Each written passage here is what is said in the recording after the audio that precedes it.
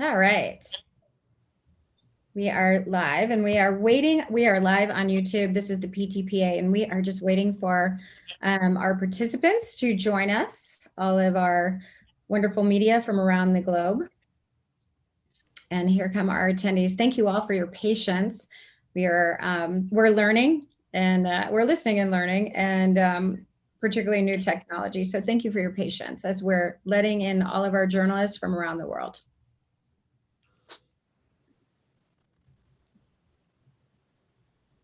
Can see lots of people jumping on. Thank you all for your patience. We're just going to allow a couple more minutes for everyone to jump right back in.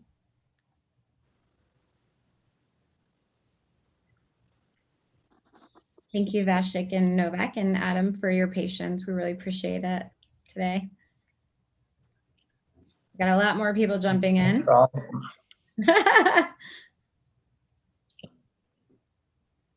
Also behind the scenes is Hunter, and he's helping me. So as you will hear me probably holler through this presser for help and technical, our team is behind the scenes. So thank you all in advance for your patience with this webinar. All right, with that, I'm going to go ahead and get started as we are waiting for all of our participants, but I do want to be respectful of everyone's time. Thank you so much for being here today. I'm just going to go ahead and jump into it. Welcome to the PTPA Introductory Press Briefing. My name is Carrie Cecil. Thank you all for being here, and joining us today is PTPA co-founder and the #1 tennis player in the world, Novak Djokovic, as well as our co-founder, Vasek Pospisil, currently ranked number 66 in the world. We're also joined by PTPA Executive Director, Adam Larry. The goal of this media briefing is for our PTPA founders, as well as our executive director, to give all of you an overview of the PTPA. But before we do that, I just want to give you a couple of updates about today's media participation.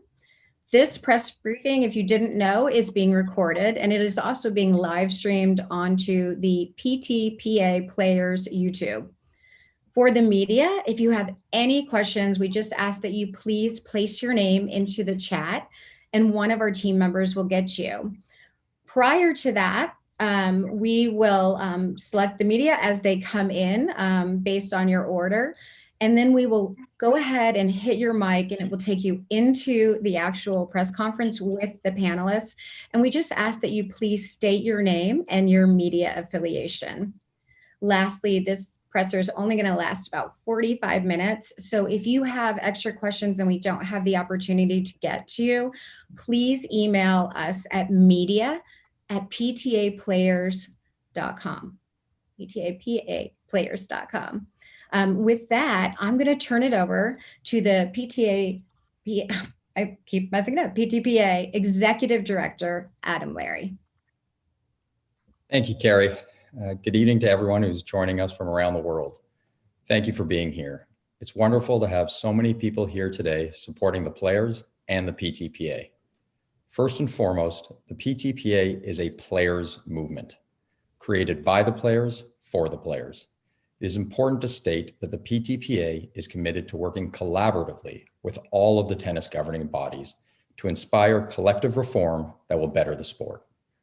To us, reform includes ensuring the players are fairly represented in all matters that affect their ability to compete, make fair wages, and those matters that involve their health and welfare on and off the court. We are here to unite the players for the greater good of the sport.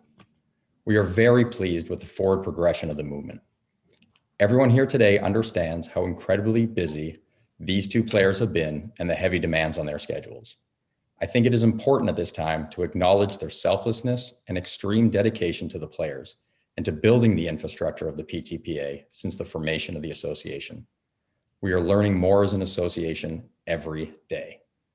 From Carrie and her team at NHL, who is heading up our brand communications, our advisors, Bill Ackman, Mike Hirschfeld, Rebecca McDonald, Katarina Pietlovich, and Anton Raby, and our entire staff, it has been remarkable to be a part of this movement. Lastly, and most importantly, thank you to the men and women players who have joined and who will join our movement. You are bold, and history will show that you advocated not only for players today, but for players for generations to come. With that, I would like to turn it over to one of the co-founders, Vasek Pospisil. Thank you. Thank you, guys. Thank you, everybody, for joining the call, and for especially for the incredible players that are supporting this movement and making this possible. Novak, specifically you. I mean, we couldn't do it without you. So thanks for everything you've done and continue to do. Adam, Carrie, the entire Ptpa team. Together we're listening, learning, as Carrie said, working extremely hard to positively grow the sport. So also thank you guys. It's been a lot of hard work, and hopefully it'll pay off soon. I believe it's really important to explain why the Ptpa was launched, and I think with that we need to look at history to really learn and grow together. So I'm going to spend a little bit of time kind of giving you a little bit of a background there. So the organization started by Donald Dell, Jack Kramer, Cliff Drysdale. The Association of Tennis Professionals is no longer a player association, nor does it represent players' interests. We want to continue their legacy of facilitating fairness. Like them, we are created by the players for the players, and to be a neutral party advocating for the players. The ATP, in its simplest terms, now performs functions that it was never intended to do. From running tournaments to owning a piece of ATP media, they have become a self-interested generator of revenue that will only become less neutral with time, and particularly if they pass the 30-year deal. Let me be clear, the ATP has done an incredible job, incredible things for the sport. For me personally, very grateful, forever grateful. It's given me the life that I have today. I mean, I'm very grateful to the ATP. However, the fact remains that with their expansion over the years, their interests are no longer aligned with advocating for players' rights. Today, the association that started in 1972 to be a true players association and advocate for the players is no longer legally in name or principle designed free of conflict of interest to represent the players. These facts are undisputable and have desperately created the need once again for a true players association. Lastly, I will say that like the ATP, our goal is to grow the sport, and we want to help them grow it. We simply want to ensure that for the players today and for generations to come, there is a neutral party ensuring the players are represented transparently, honestly, and fairly in matters that involve their livelihoods and their health, wellness, and safety. Thanks for listening. With that, I'll pass it on to Novak. Thank you, Vasek. Hello, everyone. Great to be back in London. As you know, we have Wimbledon just around the corner. So we want to thank everybody for joining us, everyone that supports tennis, loves tennis, and supports the tennis players, of course, and everyone involved in this ecosystem. And I want to thank first to Vasek, return the nice compliments. You have worked tirelessly to get us here today.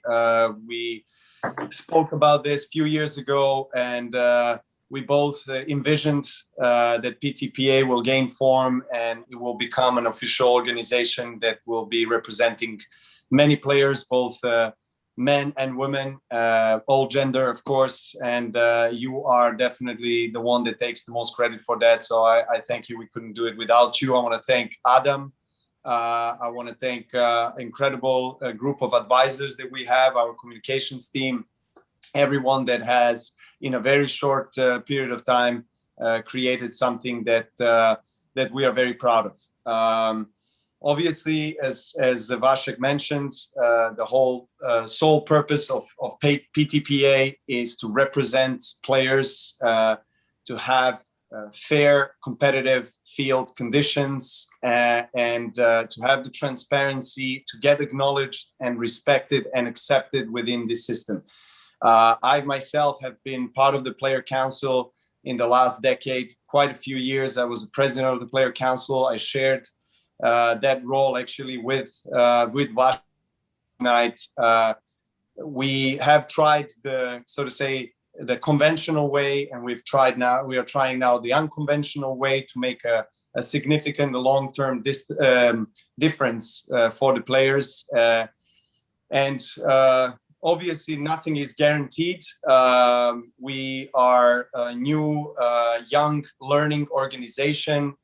We would love to have as many players and also people that are part of this sport support us. We need your help. We need everyone to recognize the core value and the very reason why Ptpa was founded and why it exists. And I was inspired by many players in the past, like Niki Pilic, for example, who was one of the founders of ATP back in '72, and who was one of my coaches and my mentors growing up. So I was listening from him a lot of stories about, the players getting together, needing an association to be more united, to be more educated, to be more informed, to get more access and more transparency, so that we have a more fair, so to say, world for the tennis players within our ecosystem. So with that, I'll conclude my opening word, and I'll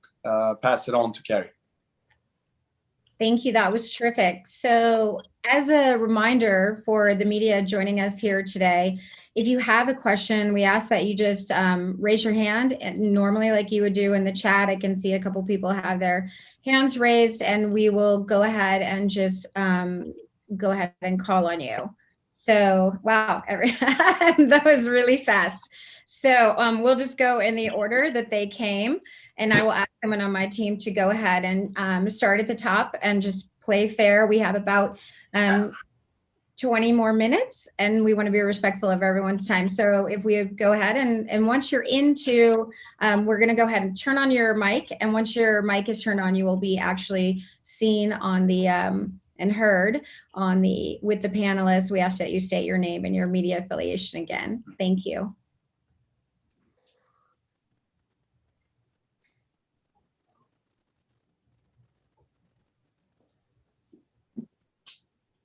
Hello? Yes, sir, you are live. Hi, Howard Fendrich with the AP. Hi, everybody. Thanks for doing this.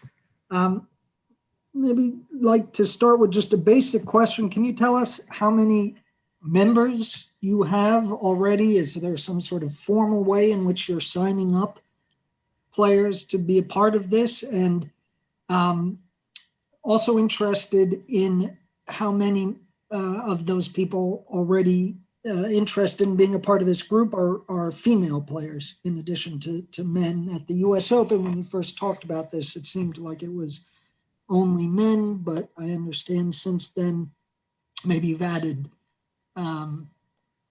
women to your association. Thank you. Adam, why don't you go ahead and take that one? Sure. Thanks, Howard. Yeah, we have hundreds of players right now representing all the tours, including over 70% of the players on the ATP tour. Vasek, why don't you talk about the second piece of his question about when you guys came out, or Novak, either way. Yeah, I'm happy to take it. I mean, when we came out, we were obviously very, very excited and still addressing our mission and building the team and infrastructure, and now obviously here we are today. We're very proud of where we've got to, and as Adam said, we have hundreds of players representing both on the men's side and the women's side, and yeah, we're just looking to grow it further. I mean, we're not done recruiting. We're doing extremely well, better than we expected, I think, out of the gate, and there's a lot of room for growth, and this is just the beginning, and we're doing well. So we're very happy with where we are right now. And one thing I'll also mention actually is that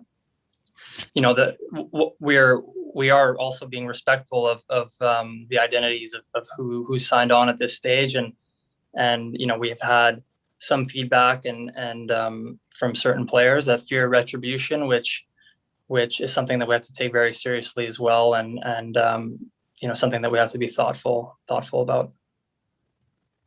Novak, did you want to add anything before we go to the next reporter? Sure, Howard, thanks for your question. Just to add to what Vasek was saying,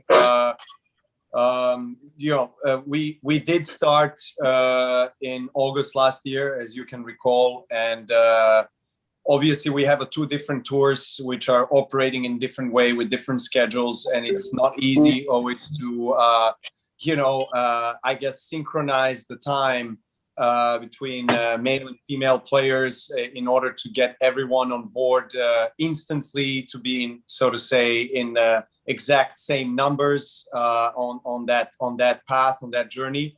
Nevertheless, I have been personally speaking to top female players. To name one, I actually talked about it in Paris during Roland Garros press conferences. I did talk with Serena, and I'm planning to talk with her again here in London. And with her husband, that is founder of Reddit, that actually supports initiatives like this, and quite a disruptor and very successful entrepreneur who has some ideas that he would like to share with us. So we are, moving on all fronts, and obviously it is a journey. We do not have everything so to say, answered and perfectly settled by now, so to say. And we are learning as we go along. We have learned from the former players. We're learning from the players today that came to us. Vasek and I have talked with numerous players over the years, both male and female.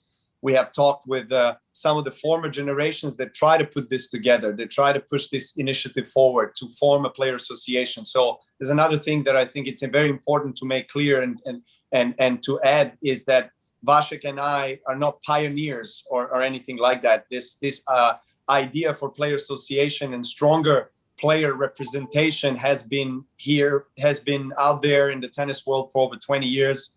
Different generations try to put that together, and Vasek and I just managed to make that step forward in the right direction.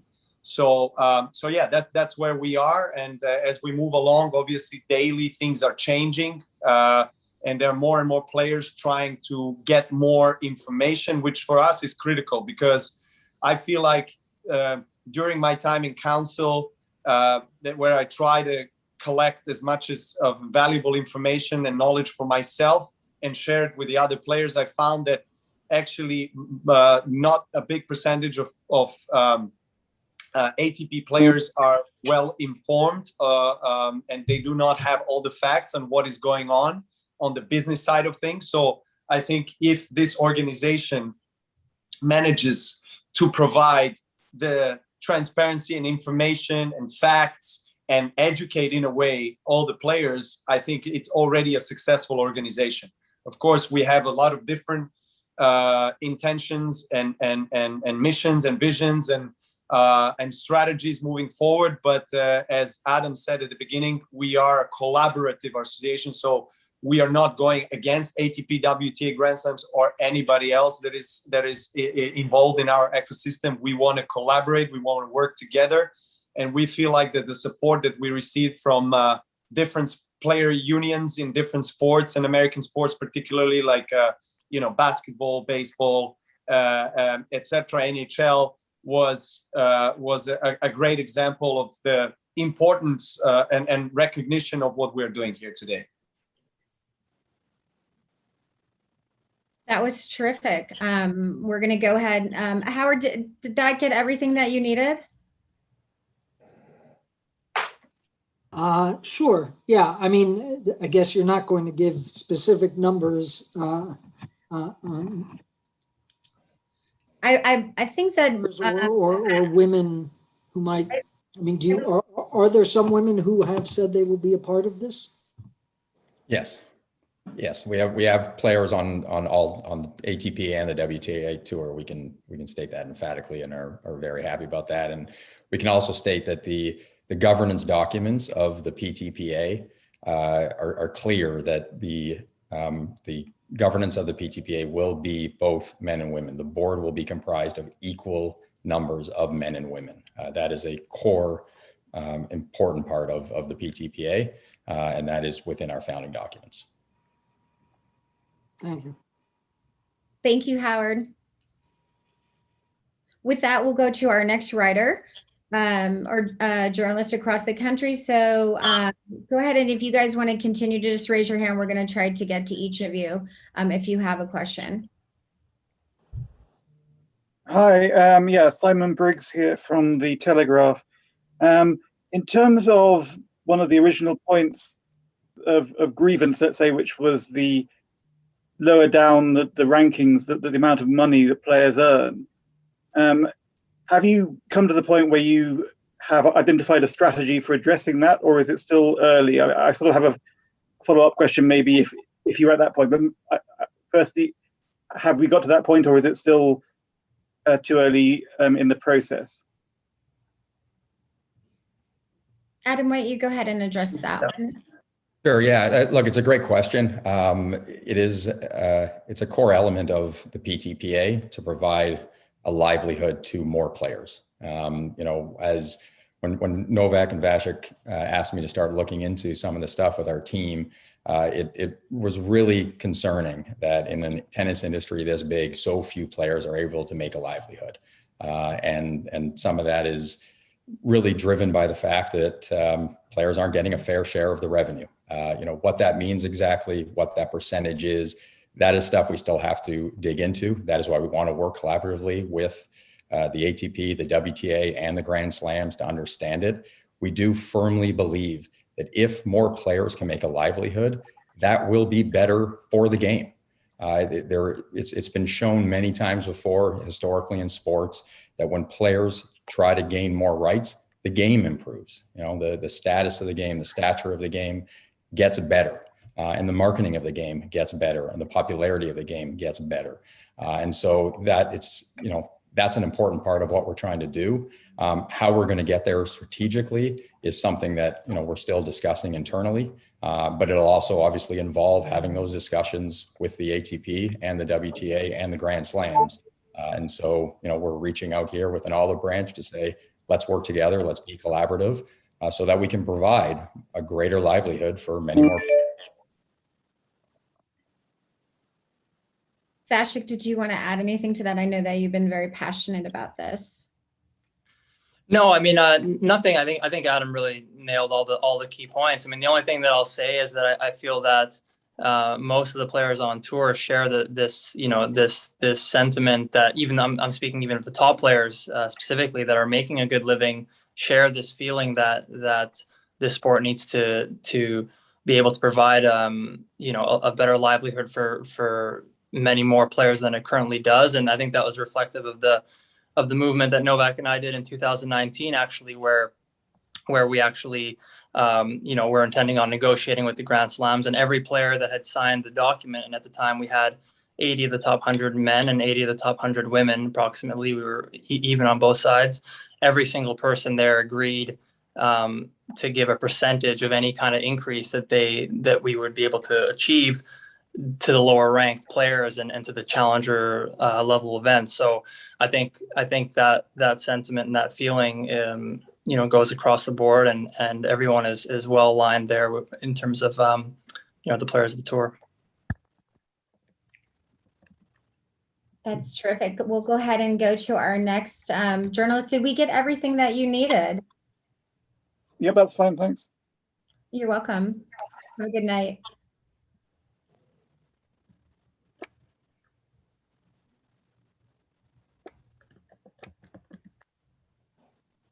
Am I on? Yes, sir, you are.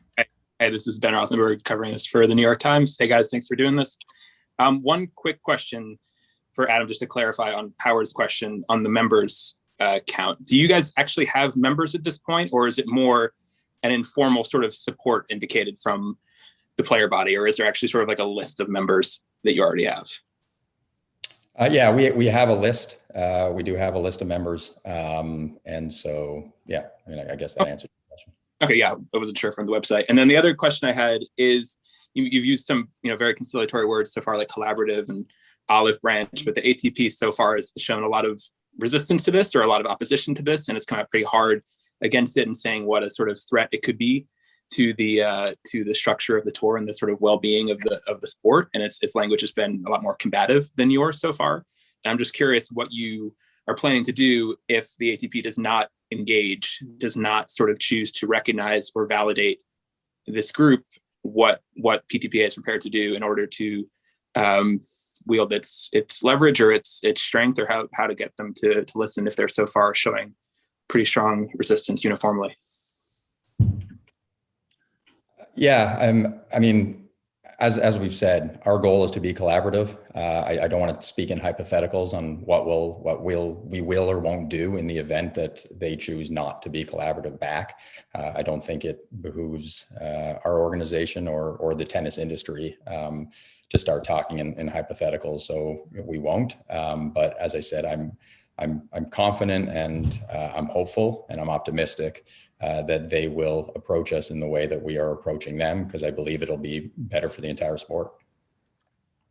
One thing, if I may add to that, Adam, is we currently have a super majority of the targeted players that we're going for, and I think at some point, we're very hopeful that they will kind of engage with us, because we have actually had recent conversations with the board and explained the amount of players that are with us, with the PTPA, and we feel that we're going to give them a chance, because obviously we need to collaborate together, and at some point I think they'll realize when we have this many players that it's important to collaborate with us, and at some point if we reach a dead end, obviously we'll have to figure out the next play, the next strategy, but we're pretty confident that they'll begin communicating with us shortly.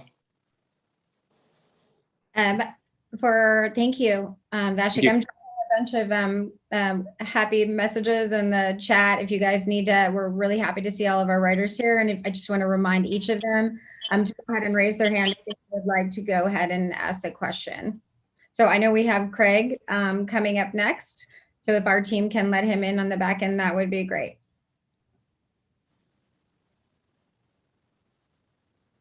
Thanks very much. I'm still not sure why. I think it's difficult to compare what happened in 1972 to now.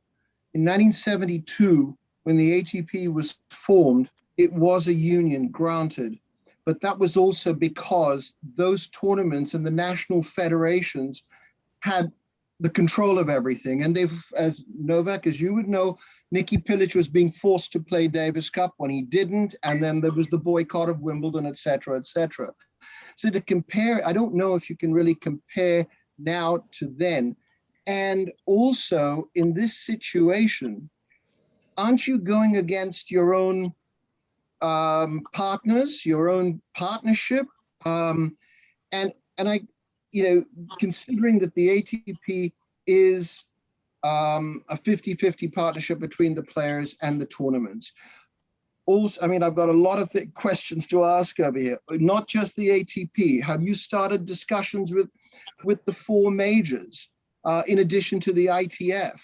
Because all of those bodies would need to be part of any sort of discussions, I would think, not just the ATP or the WTA, but really what happens if they don't agree to anything.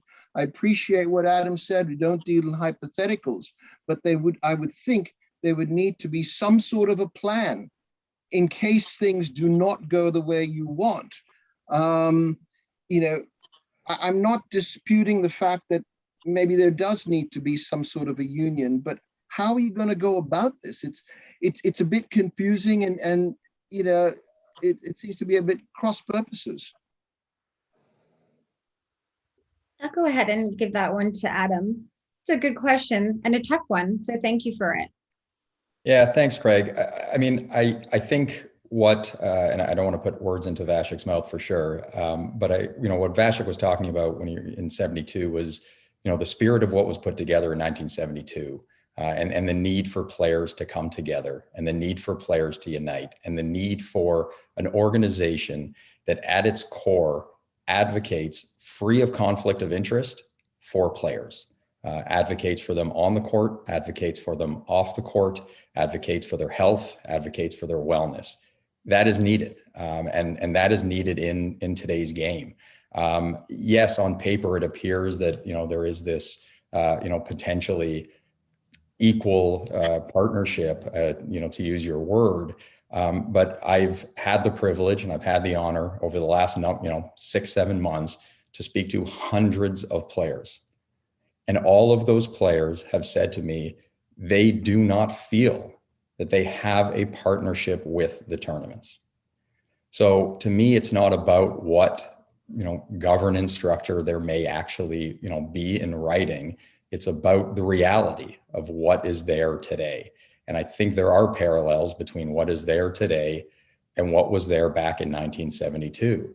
And as Novak mentioned, this isn't something that, Novak and Vasek a couple of years ago have decided. They're standing on the shoulders of other players for the past 15, 20 years, who similarly have said, it doesn't matter what's written on paper. We do not feel that we have a partnership. And when players feel that way, doesn't matter the sport, when players feel that way, they should have an organization free of conflict that can advocate for them in every facet of the game. And that is what the PTPA stands for. And that is what we are trying to do. So if I could just ask a follow-up on that. If that's the case, then shouldn't there be a complete separation? The players move away from the ATP completely so that the ATP runs the events or organizes the events, etc. And then the players are totally separate as their own union, as it was originally. Because I can't see how the two are going to live together if you've got this sort of a situation. I mean, maybe I'm just not seeing it, but I'm happy to be proven wrong. Absolutely. Yeah, I mean, I guess I would say to that, Craig, I appreciate that you appreciated that I don't like speaking in hypotheticals. And so once again, I won't.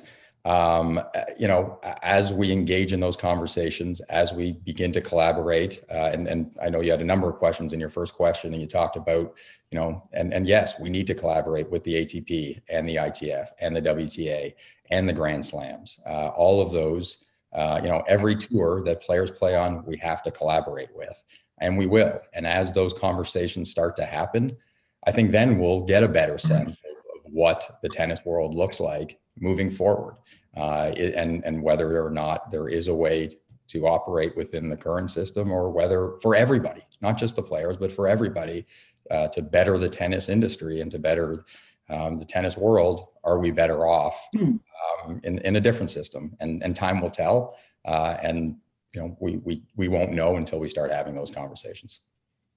Okay, thank you.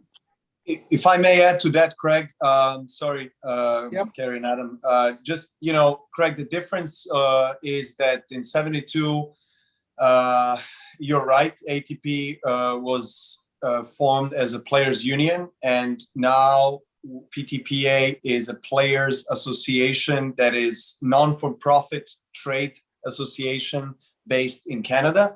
So there is a significant difference there. And also, yes, there is a partnership 50-50 on paper, as Adam mentioned, between players and tournaments in the ATP. And as you can recall, Craig, you've been long enough in tennis, and you know that in 1990, players came together and formed an ATP tour with tournaments. But what that partnership looked like in 1990 when it was formed is completely different what it is today. Within the ATP system, you have the independent corporation that is part of the ATP, but it's independently operating and managing, which is ATP Media, and that is owned, almost 90% by all the Master Series events. And ATP Media is, selling data, obviously the betting data rights, TV broadcasting rights. And ATP has, I think, 10%, maybe 11 if I'm mistaken. And out of those 10, 11, 5% are the players, right? So there are many examples like this that are currently present in a tennis ecosystem. And in the real partnership, there should be transparency on all levels. And unfortunately, me being, within the system from inside, in the only platform, which is Player Council, where a player of any ranking can make any kind of contribution or any kind of difference for the players. I have seen how the system is set up in such a way that it's almost really impossible to make any kind of big difference or big strides to whether it's the increase of the prize money that is always a hot topic, or anything that is related to what players are trying to fight for the last 20, 30 or maybe more years. So basically, it is about system. It is about, yes, the partnership, but then once you start looking into how the system has been set up and the board reps and who they are answering to, and how much can really players from the Player Council make a difference or not, then you start to realize that the players are not represented in a way that they deserve and the way they should be.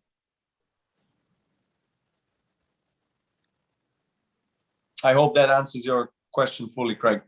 Thank you.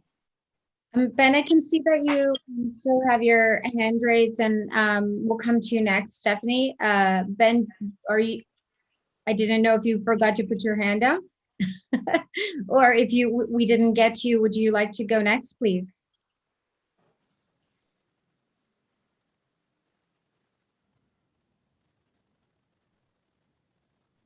Yeah, thanks. Sorry.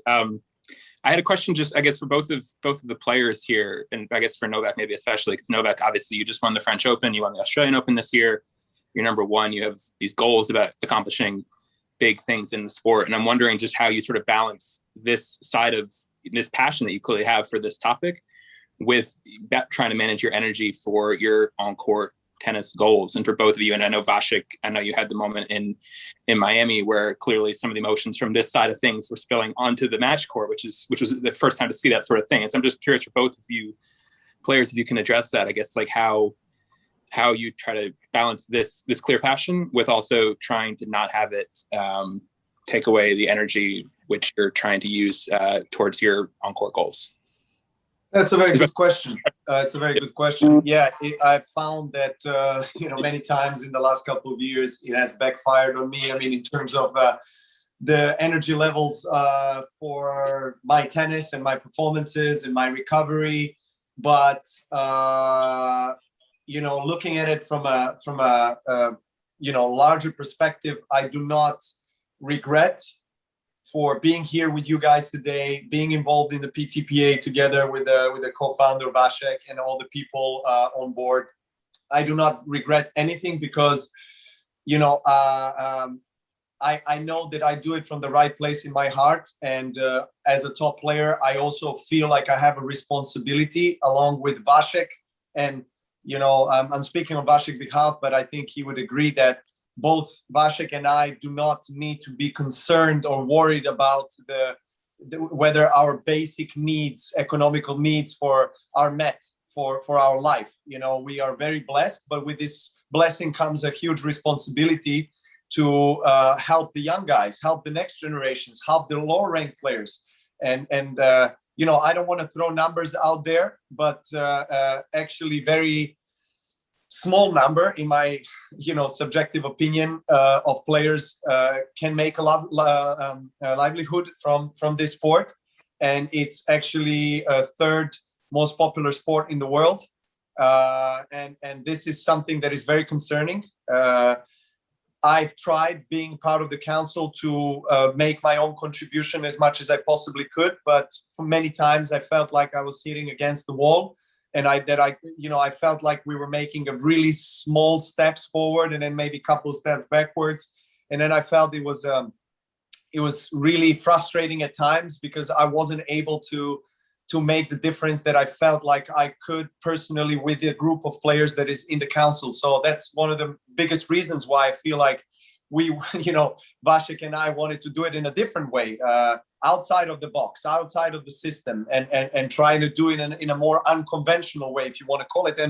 And Ben, there is a reason why former generations did not manage to get to where we are at the moment, because, the system is set up in such a way that it's, in a way, it's also monopolized. So it's really difficult for a player whose priority is to hit the tennis ball, recover, have his, all the needs met in order for him to perform at his best. And then eventually, if he has time and energy, deal with politics and business side of things in tennis. It's very difficult for us to take this step forward and be, I think, responsible and be really fully activated involved in the business side of things. So, but I'm glad I'm able, from the, so to say, the ranking position that I have in the tennis world, my voice is being heard probably more than it would be if I'm lower ranked.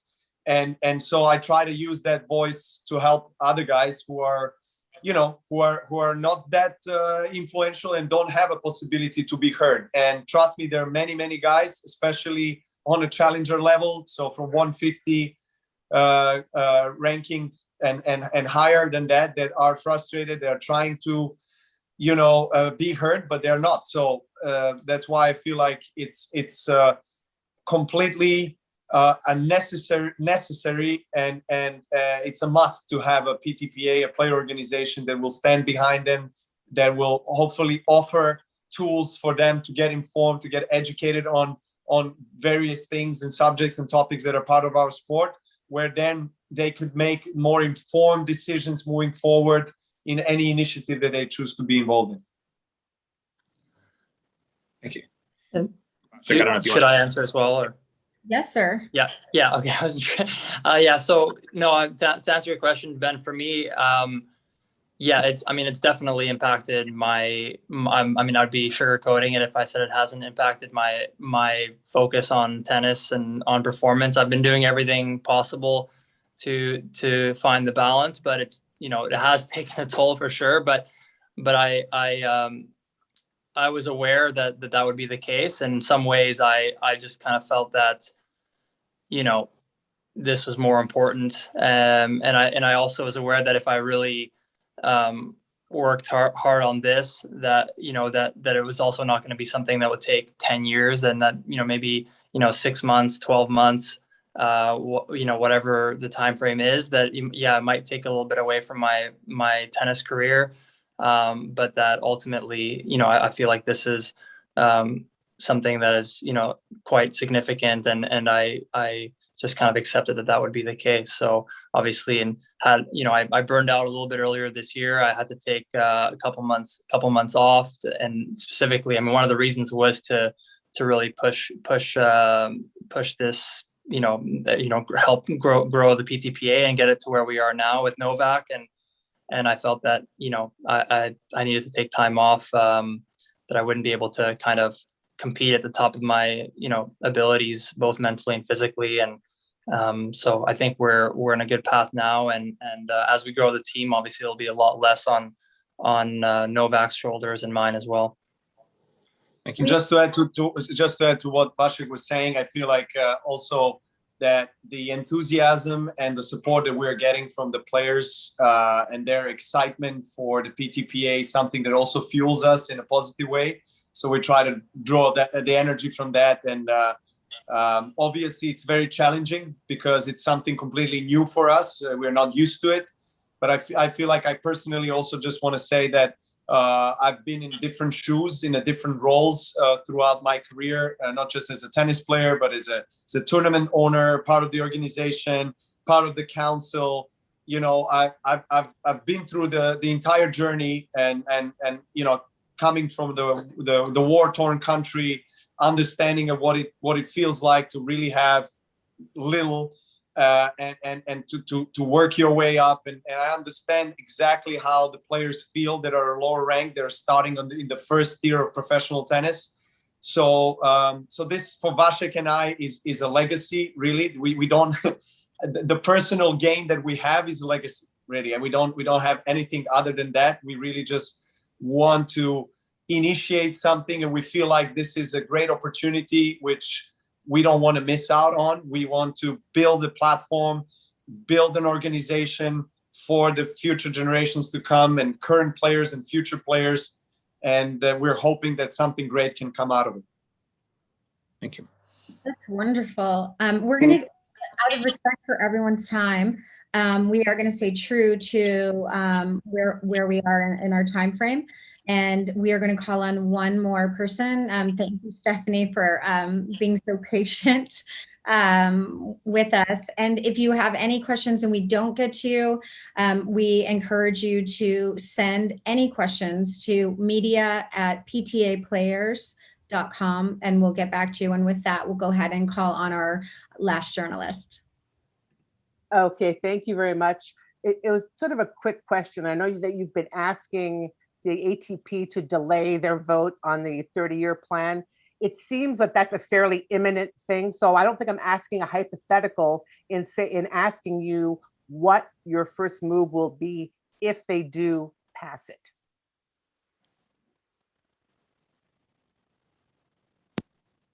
Is this for? Go ahead, Adam. Yeah. Go around on this one to everyone because I know everyone has been so and about it on social media and other places. So why don't we just go ahead and start with Adam?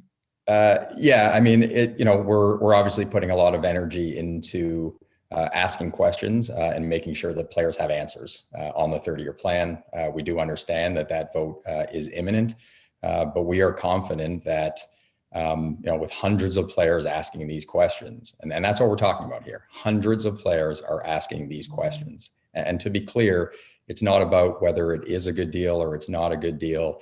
We want to work collaboratively with the ATP.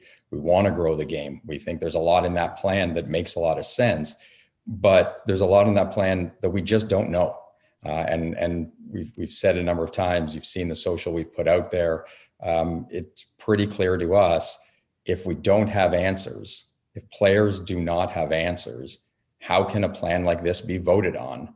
And players should have answers and should be able to ask questions about those answers and should have time to look at those answers. Even if they provide an answer to every one of our questions tomorrow, I would say that's still weeks away from being able to have a vote because the players won't have the time if they provide those answers tomorrow, and we have no indication they will, in 48 hours, especially 48 hours before a major, to look at those. And the players deserve that. This is their careers, right? Let's remember what we're talking about here, a 30-year plan. It's not just the careers of the two individuals, who are joining me here today. It's the career of any ATP player or potential ATP player. If there's a future player who's 10 years old, that's his entire career right there, right? Like, think about that for a second. And when you're talking about that in those grave terms, to be able to say, hey, let's sit down and let's make sure we have answers, doesn't really seem like a lot. And that's all we're asking for right now. Yeah, for me, I mean, it's obviously, for me, what's most concerning is the lack of transparency and the fact that, we've spoken to a few players on the council that we won't name here, and they've, they have a ton of questions, and the council members have questions as well, but nothing is in writing. It's all verbal. There's no, to our knowledge, from what we've heard, and a deal of this size and this magnitude, and a deal that is this complicated, needs a very thoughtful process, and you need lawyers and experts that have done exactly these kinds of deals for decades to represent the players, to make sure that a deal like this is fair for both sides, right? So our concern is that the big rush that they're rushing through when this deal is actually implemented in January 2023. So there's no real rush, and when you have a body, let's say, a very young body like PTPA, but which represents the super majority of the players that are basically begging, for very simple answers to important questions, that's very concerning, and that's a red flag. So for me, it's transparency. Like we like I said, we want to collaborate. We're not here. We don't want to We don't want to in any way dissolve this deal. We think it could be great, but the mere fact that we're not getting any information, and that even our peers that are on the council, again, the ones that we've spoken to, are not satisfied with the information that they've received, it's very concerning, especially when you're dealing with, we're talking about a deal this length and this size. It's unheard of, and we feel like if, as they say, that if it was a real collaboration and we were partners in the tournaments and the players are partners, then why the lack of transparency, and why can't we